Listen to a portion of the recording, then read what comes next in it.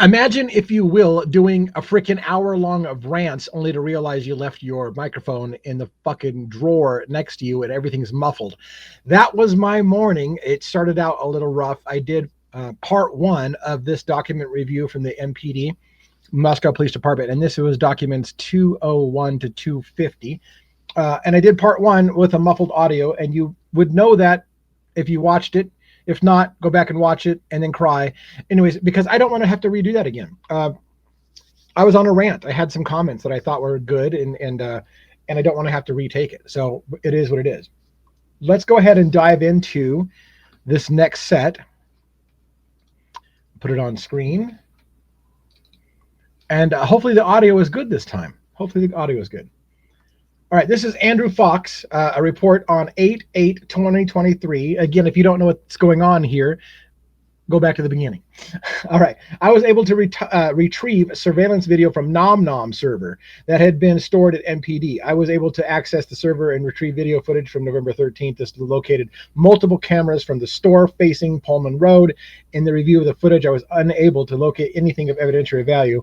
I don't know why I highlighted this document. I was trying to remember what Nom Nom was. I think it's the only reason. That document was a waste of all of our time. All right, let's go back here.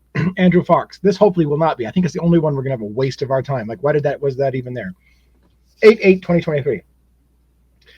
On August 8th, 2023, I began a forensics examination of evidence, and it's got its number there, the evidence number. This item was a silver Samsung S8 phone that was located in a dumpster at some location. The phone was recovered on November 17th, 2022 by ISP, that's internet, that's not internet, it's Idaho State Police Trooper Justin Klitsch, who transported it to Moscow Forensic Lab where it was stored securely. I was able to use Celebrite UEFI software to extract the data. And basically it comes out that the phone had nothing important. It had an account related to, why the hell do we have to redact everything? So we have no idea if the phone would have been an interesting person's phone. We don't know. At some kind of interesting person's email address, which we don't know. And the phone had multiple messages and call logs that he was able to review. And the activity was, the last date of activity was October 15, 2020. The murders were in 2022. So for 2 years, this phone sat in a dumpster. What I don't understand is the dumpster thing. So I thought it was located in a dumpster, and the phone hasn't been used for 2 years. So somebody dumped, I think, relatively recently, a phone that hadn't been in service for a couple years. Now, I guess there's totally logical reasons for that. If you're going through your old stuff and you're like, shit, there's this old phone in here, I don't need that anymore, throw it out in the trash. It may be 2 years later that you found that phone, but it's just weird. And it was located, so he wasn't able to cross-reference anything on that phone to victims in the case, so it basically was concluded to be, and it was 1.5 miles away from the scene. I don't know why I highlighted it. It's slightly less, slightly more interesting. The last unnecessary document. It's still unnecessary at the end of the day. So I'm off to a fantastic start on this document review. Hopefully this will not take the entire hour. Andrew Fox from 8/16/2023. On August 11th, 2023, I was able to complete a forensic examination of some more evidence. This was identified as a black iPhone that was in a drawer closet of W bedroom F3. What effing location is it? What building is it in? I think it's in the 1122 King Road residence. What is W bedroom? Is that West bedroom? F3 floor 3. That's what I think it's going to be. Kaylee's bedroom on floor number 3, F3, West bedroom. So I'm guessing it's Kaylee's room. Using a gray key, a magnet axiom version 7.2, I was able to acquire the data from the iPhone. The iPhone serial number was identified as, the account registered on the phone was, the name of the iPhone was listed as ET. Now that's what's interesting. The name of the iPhone user was listed as ET. Who is ET? I believe this is Kaylee's phone in Kaylee's closet in her bedroom, and the initials are ET, so it's not her phone. I find that interesting. Other emails associated with the iPhone include "we don't get to know" and "we don't get to know." I gotta love redactions. All right, I was able, after 2.5 years, can we know stuff? No, because some of these people are alive still, and it's their personal information. Anyways, I was able to view the contents of the iPhone, and the phone was last used on August 26, 2021, like a year before the murders, sitting in a closet, this phone.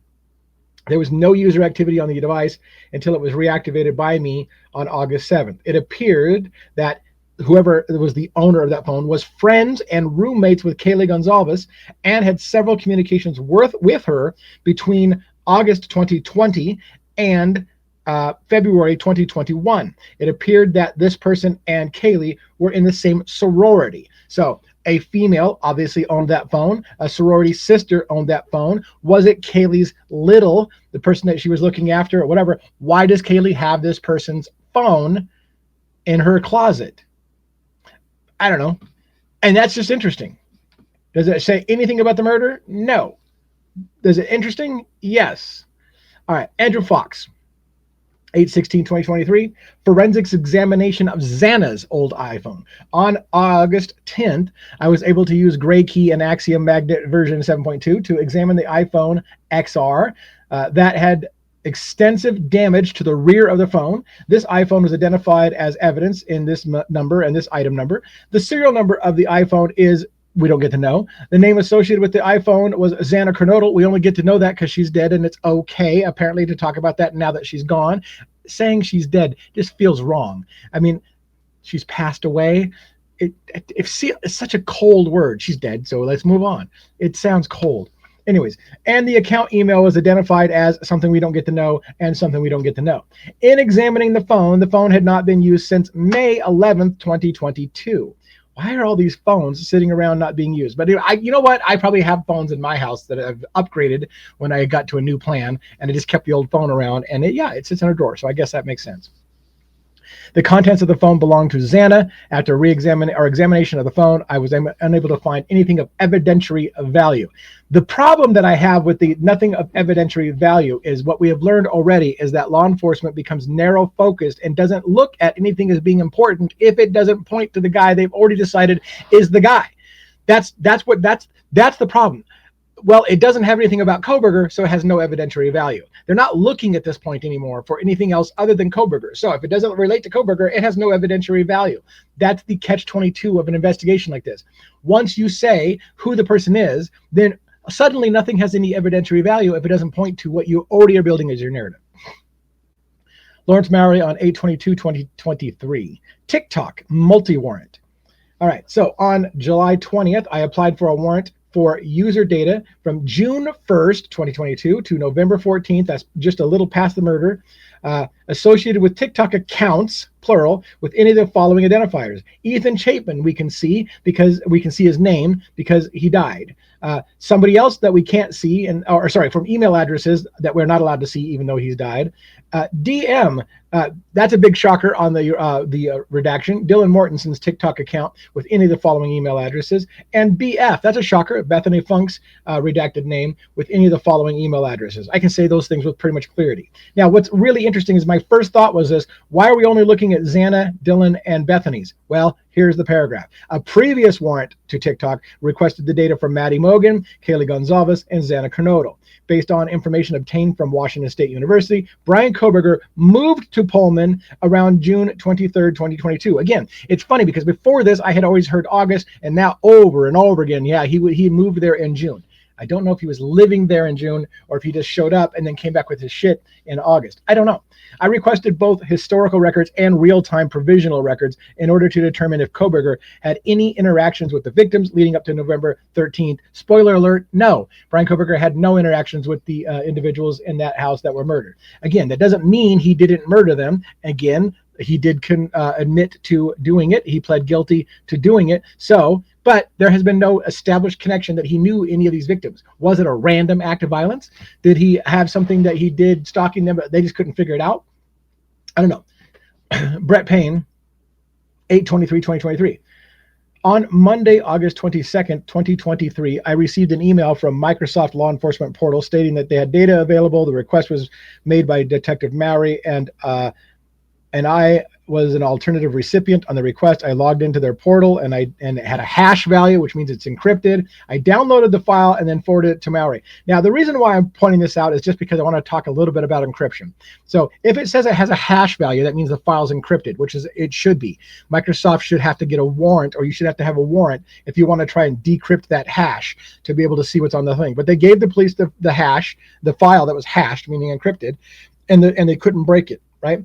But later on, and what bothered me was this paragraph coming up on this one. So here's the example. Lowry on 8/24, OneDrive Koberger warrant. On July 20th, 2023, I applied for a warrant for user data from January 1st, 2022 through December 30th, 2022, associated with Microsoft accounts for any of the following identifiers. We don't get to know who that is. But this is the part that bugs me a little. On August 23, 2023, Corporal Payne received an email from Microsoft stating the data requested pursuant to the warrant was available for download. Corporal Payne logged into the law enforcement portal and downloaded the files. These files were decrypted using the provided password and stored in the secure forensics computer. Where did the password come from? Because again, if it's encrypted and it's got a hash encryption on it, you would have to have the password to break that encryption. All it states is these files were decrypted using the provided password. Provided by who? Provided by Microsoft? Did Microsoft violate your terms of service and your rights by giving law enforcement without a warrant your personal password to decrypt your files? Is that where they got the password? Did they get the password because they found in Brian Koberger's office, for example, a piece of paper that had banana125 is my password? And they were like, oh, let's try banana125. Yep, that's his password. I just made that shit up, by the way. It means nothing. Sometimes a banana is just a banana. They told me, wait, in psychology class, they told me sometimes a cigar is just a cigar. When Freud was asked, if you're all into phallic symbols, I'm on a fucking side tangent. Anyways, sometimes a banana is just a banana. All right, let's continue. All right. Lawrence Maori on 9/11/2023. On July 24th, 2023, I applied for a warrant for user data from June 23rd. That's the time they're now saying Brian Koberger was in town, to November 21st. That's well past the murders, associated with the Instagram accounts for any of the following people: Zana Kernodle, Maddie Mogan, Kaylee Gonzalez, and that's what they're looking for. Why so much further past their death? Well, it looks like people were still posting things on behalf of these individuals after their death. One such thing I want to take a moment to reply to. There was a recent video that somebody sent me and they wanted my comments on, from a psychic or a medium who said that she was talking to Kaylee Gonzalez from beyond. And Kaylee allegedly told her, look at the photo of my Instagram account of us all in front of that house the day that before the murders. The famous photo of all the girls where, you know, one person's on top of the other person's shoulder. I want to say it was Maddie on top of Kaylee's shoulder, but I think somebody else said it was the other way around. Anyways, the point being, the famous photo everyone saw with all of the roommates, Bethany, Dylan, all of the murdered roommates as well. That photo, according to this medium, Kaylee said, look at my Instagram account. Look at that photo. Yes, I see it. Tell me what you see about the photo. What are you missing? I don't know what I'm missing. What am I looking at? Well, the photo was posted on November 13th. Yes. Okay. The murders were November 13th at like 3 or 4 in the morning. And so Kaylee said, I didn't post that photo. That photo was posted after my death, kind of thing. So it leads you to the question again, and I'm not saying I do or I don't. I'm not saying I do or I don't buy the medium. But what I'm saying is I hadn't heard anything about this. Is the famous photo, and I'm just asking questions, maybe you guys can correct this, is the famous photo we've all seen taken from Kaylee Gonzalez's phone posted after her death? If so, does that tell us anything? Now, what the medium said, and it's funny that I'm digressing on the medium, but one of the things that was interesting about the medium that the medium said, Kaylee said, and I know I'm digressing. This is the only place I can figure out where to put it, because I don't normally riff on medium stuff, but it was one thing that I thought was super interesting. According to Kaylee, that, and again, keep in mind, all of this is a medium. So it's somebody who had a dream, a vision, an intuition, whatever you want to call it, who believes that you're in communication with a departed person telling them about that photo. So keep that with a grain of salt, but I just thought it was interesting enough to mention. Is it possible that photo was posted after the murders from Kaylee's Instagram account? What does that mean exactly? According to this medium, Dylan was the one that pushed to take that photo. Dylan made a comment to the effect of, this is the last time we're ever going to be seen together. And that it was creepy now that they're looking back on it. Kaylee's looking back on it after her death. She's talking to a medium, that had she realized that what the meaning behind that this was the last time that she knew this was that people were going to die that night, and this was the last time they were going to be together in this photo. Now, it could have been just that Kaylee was leaving the next day for Texas, and that was why that was going to be the last time they'd all be together. But the point being is, it led to that interesting question: was the photo posted after the death of Kaylee on her Instagram account? Who posted it? Did Olivia, her sister, have access to the phone and post it because she found the photo and then posted it? Did a friend have it? Who posted it? And does it mean anything? All right, we spent far too long on mediumship. And again, I'm not saying I agree or disagree with mediumship.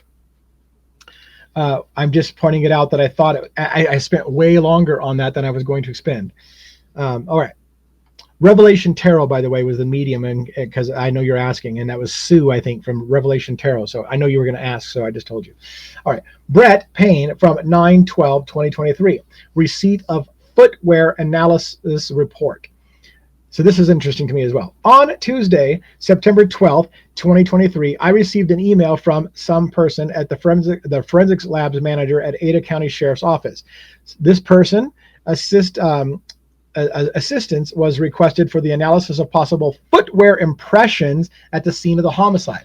We had heard about a latent shoe print at the place. I thought we heard it was a Vans shoe print. We also heard, and I thought it was interesting, that Dylan Mortensen had Vans shoes that were taken into evidence at some point. I thought that was just interesting. So I don't know if I'm just getting an old case mixed up with this case and it wasn't a Vans shoe print, but I thought there was a latent shoe print at the crime scene and it was a Vans shoe print. Now, where I'm going with that is this. So this person sent me 2 attached documents and advised that they were notes as well as, or her notes as well as her report pertaining to the analysis of the footwear impressions and the comparison of those impressions to various pieces of footwear collected from Kohberger throughout the investigation. And the reason I'm pointing this out is, again, narrow focus. We know it's Kohberger. We're convinced it's Kohberger. So we're only going to compare that fucking latent shoe print to Kohberger's shoes. Does it match up? Nope. If it doesn't, it has no evidentiary value because we're done looking at anyone else. If that shoe print belongs to somebody else, you must think about it. It's like the famous O.J. Simpson thing. If the glove doesn't fit, you must acquit. If the shoe print isn't a Vans shoe print and it's not Kohberger's, you got to rethink the Kohberger thing. But they don't. The logic in this case becomes that shoe did not match Kohberger's, therefore no evidentiary value, moving on. Because if it doesn't fit what we have decided now happened, it's not important. I'm just curious if it was a Vans shoe print, if it matched Dylan's. But you know what they didn't do? I bet you they didn't look into it because Dylan isn't under suspicion. Brett Payne on September 19th, 2023. An FBI tip follow-up I thought was interesting. Quite a bit I've highlighted. I think the story, if nothing else, the story is interesting. On Wednesday, September 13th, 2023, this is well after the murders, like a year after the murders, FBI tech specialist so-and-so forwarded me tip number such and such via email. The tip was called in on August 22nd, 2023, still like a year after the murders, almost, right? So to the FBI tip line. The caller was named such and such, advised that the caller, such and such, advised the call taker that he saw a person whom he thought was Kohberger at 1122 King Road on 2 occasions in July of 2022. Okay, this is important. According to the new narrative that I keep seeing, it's new to me, Kohberger was in town by June 23rd, so he would have been around in July. Here's an individual saying, oh, by the way, I saw Brian Kohberger at the 1122 King Road residence a couple of times in July. Now you got my attention, so we must investigate the story. Spoiler alert, it's not going to turn out like you think. All right, so-and-so advised that he came to 1122 King Road residence as he was a real estate agent looking for property for clients. So that's who, this person calling in the tips like, hey, I'm a real estate agent. I was looking for realty properties, 112. And they stated on both occasions he saw Kohberger and his father. So here we go. I believed that Brian Kohberger and his father came out from Pennsylvania in August, went to a pool party. His dad helped him unpack. This guy is going to say, no, Brian Kohberger and his father were in town in July, in front of, right at 1122 King Road residence. And for those who want to establish the connection that Brian Kohberger knew the house, was stalking the girls, whatever the case may be, here's your smoking gun. They got him twice at the house. Problem is, it wasn't Kohberger. I'm going to just jump ahead, and I got to fight over the dogs. Now, I'm so sorry about the dogs. I'm so sorry about that. Anyways, on Wednesday, September 13th, 2023, I called this person on the telephone after verifying his identity via TLO. So this person who called in was a licensed real estate agent living in Florida. Now, I find this interesting, by the way, because earlier we had a report that Brian Kohberger had some kind of communication via Florida, which turned out to not be true. So I start to do that whole randomness. Like, this is a weird story. Kohberger supposedly had some IP address in an earlier story coming from Florida, which turned out to not be true. Now we've got this individual saying that he's a real estate agent from Florida. What the hell are you doing on the opposite coast in Pullman, Washington? But that's the story so far, that he's a licensed real estate agent in Florida. And I asked him to relate to me what he reported to the FBI. This is his story that he had told to the FBI that they're following up on after he gave this tip to the tip line. So he said, he told me that he drove his nephew, and he gave the name of the nephew, which is redacted, to the Western U.S. from Florida. So he's driving his nephew out here to Washington State somewhere, as his nephew was dying from cancer. Okay. He then advised that he came through Moscow and saw a sign for a property sale. So he followed the sign to 1122 King Road to look at the property for clients. So you're a real estate agent in Florida driving your cancer-laden nephew across country for what we don't know. I guess his last big road trip. I don't know. And then you just randomly, hey, there's a house for sale. Like you wouldn't have passed 1 million houses for sale all across the United States. But anyways, okay. So do you stop at every single state's houses for sale? Why from Florida are you interested in 1122 King Road residence for sale sign? Already I'm smelling bullshit. But I'm going to hear the guy out because the FBI heard him out and law enforcement heard him out. So there we go. So he decides that, hey, I'm going to turn in here and look at this property for sale because I might want to buy it. I might want to buy a house in Moscow, Idaho, when I'm a real estate agent in Florida. It makes perfect sense. While he was parked out front, this person said he saw a brown Jeep type pickup pulled into the parking lot, driven by an older man with a red beard. This is very specific, so this is great. He said that he saw a male who was sure was Kohberger get out from the back seat.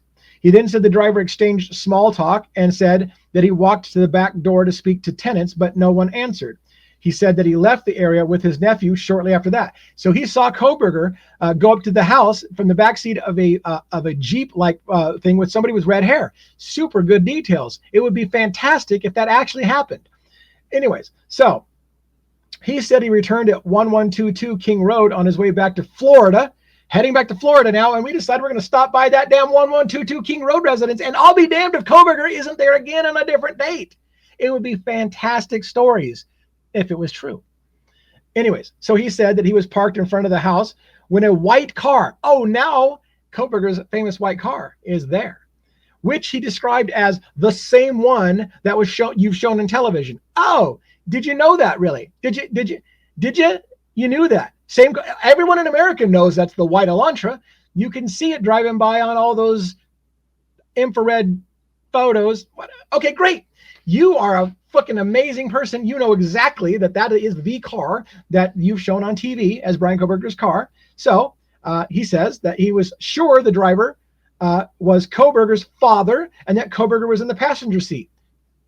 This would be a fantastic story. I'm sure there was some people with some raging attention in the law enforcement offices. This is good. We got him.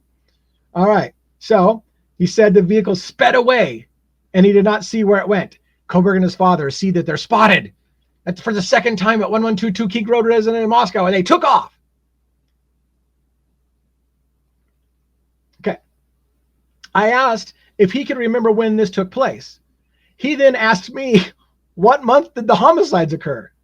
I told him it was in November, to which he replied, it must have been around then. What the fuck is wrong with people? All right. So he previously told the FBI, that he's in Moscow in July. Now he's saying, hey, when were those murders? November? Yeah, that's when it was. It was in November. Okay. Thank God the detective here smells bullshit and doesn't go, oh my God, I got somebody putting Koberger at the house, stalking the girls. We need this guy. So, so he says, he then told me his nephew had passed away a short time after they returned from the trip. I asked him when his nephew passed away, and he told me his nephew passed away 8 years ago. Wait. You're taking your cancerous nephew across country in 2022. You see Koberger, you're taking the nephew back. He passed shortly after this trip. Then you ask, when did he actually pass? Oh, 8 years ago. And essentially the officer says, thank you for your time. And they decided that this person was full of shit. It was a really good story though, people. Really good story. It's full of shit. It didn't happen. He didn't see Koberger there. Thank God that didn't get into the narrative, that we didn't hear on Dateline NBC that somebody saw Koberger twice at the house in July, stalking the house. Thank God we didn't see that. Fortunately, that got kept out of the media. So Brett Payne, 9/27/2023. On Tuesday, September 26, 2023, I received an email from somebody with an O, somebody with a W, administrative assistant of the Forensic Science Law Unit within the FBI. The email contained a secure link for the retrieval of SNP data, SNP data. This is DNA data profile created by the FBI referencing this investigation. On Wednesday, September 27th, I accessed the secure portal, downloaded the file as it was provided from the case. Now, this is what bothers me. I don't know the details, but if they're getting retrieval of SNP data profile, DNA profile on Brian Koberger delivered by the FBI, and if they're getting it on September 26, 2023, and yet it was December 19, 2022 that the FBI said it's Brian Koberger, then they didn't develop the tip about Brian Koberger being the killer from the DNA. If they're only getting around in September of the next year to saying it's Brian Koberger's DNA, I don't know. That may not be the case. I may be jumping to conclusions, but here they're getting a DNA profile in almost a year later, but they've been on Koberger's trail for a year already. So I just have questions, and maybe somebody can clarify that for me. And then I'll do a feature video and I'll mention, hey, by the way, you guys did clarify this for me, and let me clarify it for you now that I've had it clarified for me. Mitch Nunez, we're looking good on time. We're about a half hour in and we're almost done. Mitch Nunez, 9/28/2023. On 9/28/2023, I reviewed my file cabinet and located some handwritten notes that I had took on the day of the murder, 11/13/2022, when I responded to the homicides. I scanned those notes digitally and attached them in a file called Nunez On Scene Notes. So what this detective is saying is he made notes the day of the murders, and then it got lost in a drawer for like a year. And then in September of 2023, he finds his notes from the day of the murders and went, oh, shit, there's some more notes of mine from that murder. Now, again, suspicious minds would say, those who smell cover up, for example, and I'm not saying that happened in this case, would be like, hey, this did happen way back then, but I lost my notes for a year. Then later, when I have to have my initial report say what I want it to say, I just say, oh yeah, I had discarded these notes by accident for a year, but here they are, wink, wink, nudge, nudge. These were the original notes. Now, it may actually be true. as evidenced by, he says he scanned the notes digitally. So if there's any way to prove that the documents were actually written when he said, then him scanning it in, he's getting an actual pic. This is what I actually wrote. But again, do you really know for sure that he didn't just write those notes and scan it? And I'm not suggesting that's what happened here. You have to pay attention. I'm not saying the officer faked notes. What I'm saying is all of those are areas you'd have to pay attention to. If you saw evidence of a cover-up, I would look for things like this, like reports that get lost for a year and then retroactively get put into the file. Like, oh, we forgot to put this in here. This was always part of the narrative from day one. That's literally what they're saying. These notes were taken day one, but we lost them for a while, and here they are again. It has that ring of like, I better feel really, really confident that those notes really were taken when you said, and you just lost them for a year. Danny Vargas, 10/4/2023. Initial searches for Kohberger through some victims' accounts. Early on in the investigation, after Kohberger had been identified as the suspect, I did an initial search for the following names and phone numbers throughout several accounts belonging to the victims. So they're looking for the victims, Kaylee and Maddie and whatever, and looking for the name Brian, Kohberger, Christopher, Papa Rogers. They're trying to see if those girls were ever communicating with a Brian Kohberger or a Papa Rogers, showing you again that the law enforcement believed at one point that Brian Kohberger could have been Papa Rogers, or that Papa Rogers is the real killer. Whatever the case may be, they're looking to see if the girls were communicating with Brian Kohberger or Papa Rogers. That's the account, some fake account that has seemed to have information about the murders. If you're not up to speed on the case, just search Papa Rogers and you'll come up with all of it. The 2 redacted names that are on here, or maybe 3 redacted names, we don't know who they are. I did not find any of the above terms related to Kohberger and the following accounts listed below. So now here's what I find interesting. Look at how many times Kaylee hits and how many accounts Kaylee hits. I just always find that interesting. So they were looking to see if Brian Kohberger's name or Papa Rogers' name were in Kaylee's iCloud, Snapchat, iPhone, Gmail, Yahoo, Instagram, Facebook, Bethany's Instagram, Dylan's Instagram, Ethan's Instagram, Zana's Instagram, Maddie's Facebook, on and on and on. And you know what the spoiler alert is? No, Brian Kohberger is not in any of those phones, because again, we really, really wanted to make a connection between the girls and Kohberger, and we cannot find one. So Brett Payne on 10/10/2023.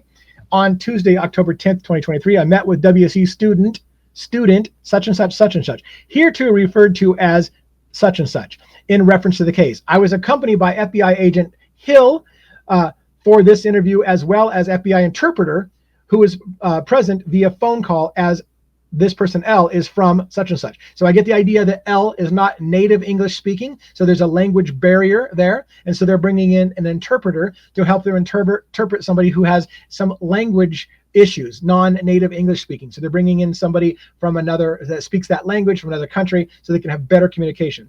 This is a summary of my interview with that person, who is again a fellow student, and is not verbatim a representation of the interview. The interview was recorded and attached in the case digitally. So this is just a summary of that conversation, but the actual conversation verbatim is somewhere. So this person was interviewed once previously by the FBI agent Zahakowski. Yeah, that was on the fly. Zakowski? Anyways, in December of 2022. This person was a former teaching assistant, or TA, with Kohberger. So they were both TAs, and they shared an office for the fall semester of 2022. We know Kohberger also supposedly shared an office with another girl who had interest in him. This is a guy, I believe, but he also had a female that he had shared an office with, because there's a story about this creepy moment when the key to her apartment was missing for a while, because she had it in the office where Kohberger was at, and then suddenly reappeared in the office where Kohberger was at, hinting that Brian Kohberger took her key and made a copy of it so he could break into her house later, or to whatever the case may be. Whatever it is, if it looked suspicious and it had Kohberger's name next to it, that's what the narrative would be. All right, so, and I'm not saying it didn't happen that way. I'm saying even that story had problems, because the same female who's saying, I think Brian Kohberger could have broken my place, ran to Brian Kohberger and slept at his house one night and had him install security cameras in her place. So how scared of Brian Kohberger was she really? But the scary Kohberger is the one that made Dateline NBC. All right. So this person was interviewed once previously by FBI agent. Okay, we got that. I began by asking this person to tell me how he met Koberger. He stated that they were both teaching assistants or TAs for the criminology program at WSU and shared an office in Wilson Short Hall.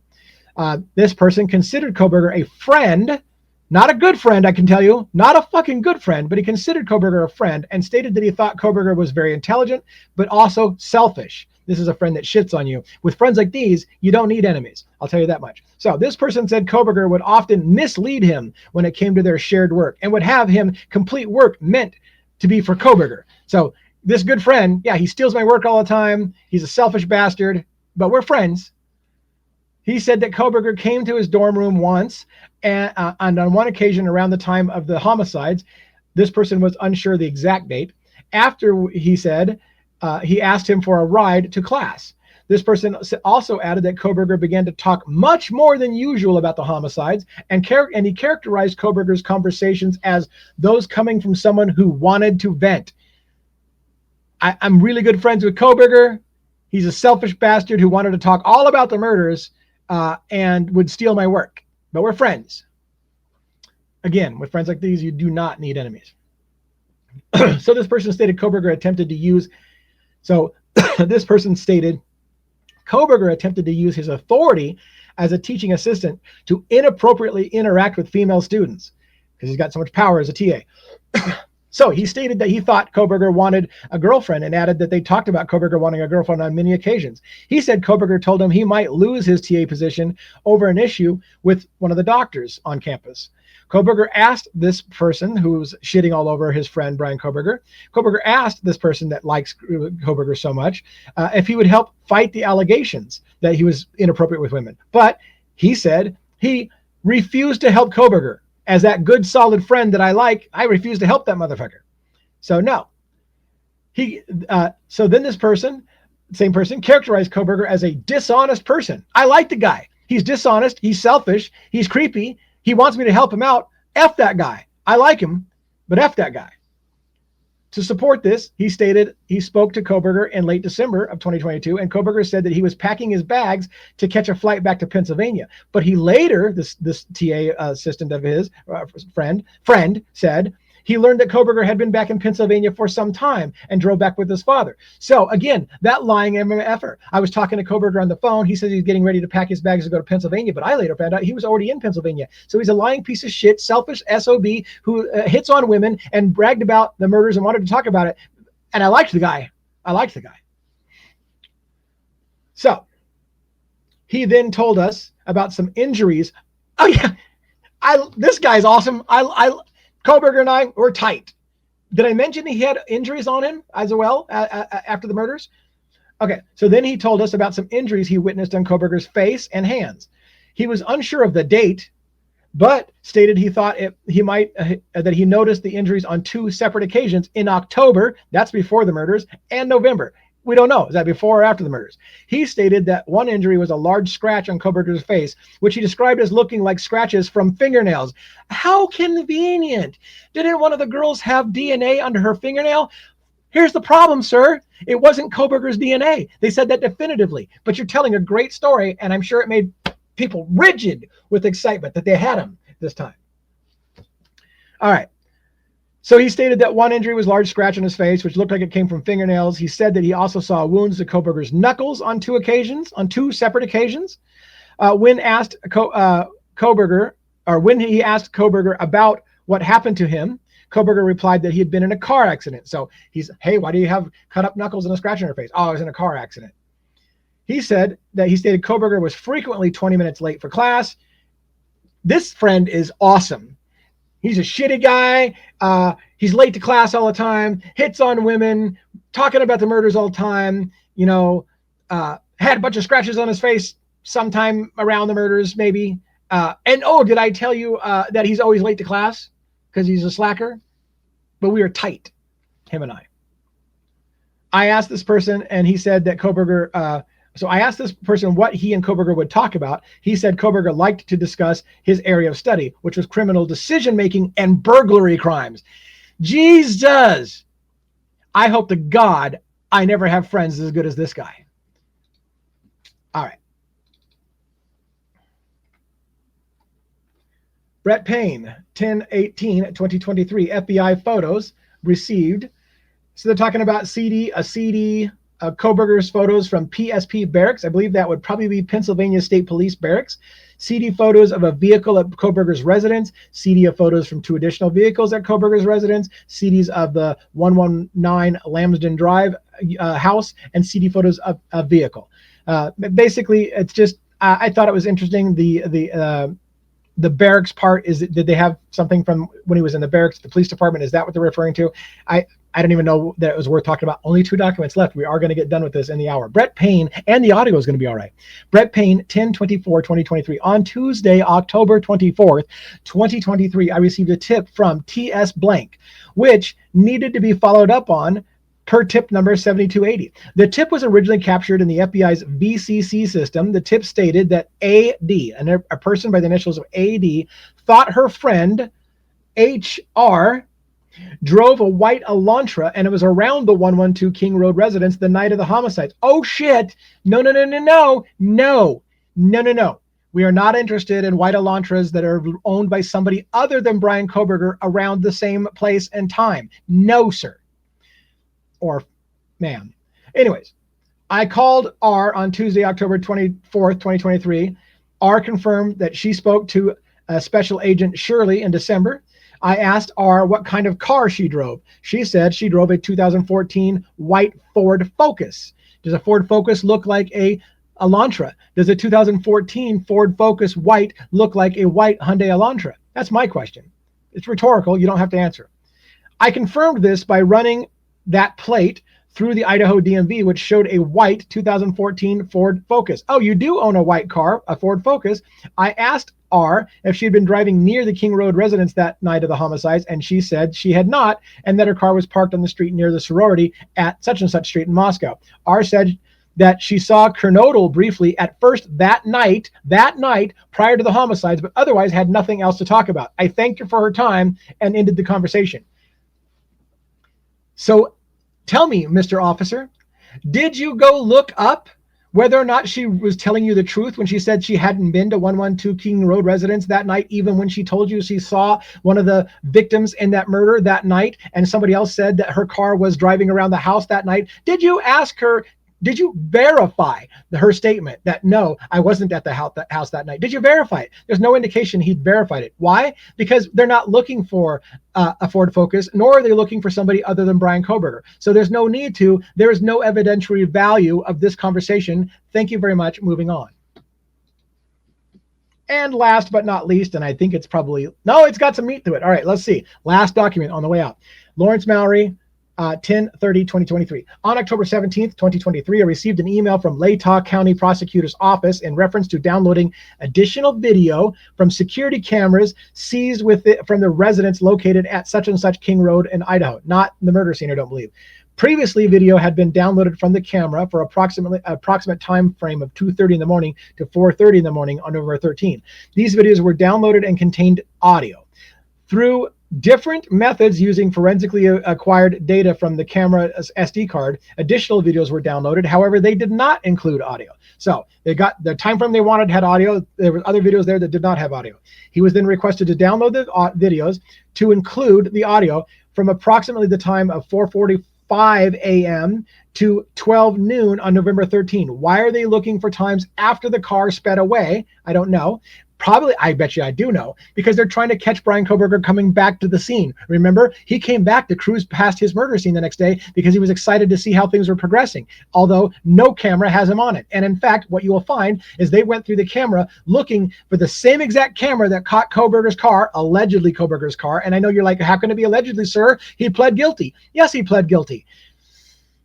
I'm not even fucking going to go there. Point being is that, hey, where's that video of him returning the next day in bright daylight, so that you got Kohberger not just returning to the scene, but you've got him on camera where you can make no, zoom that shit in broad daylight, show us Kohberger's face. Doesn't exist and never did and never will.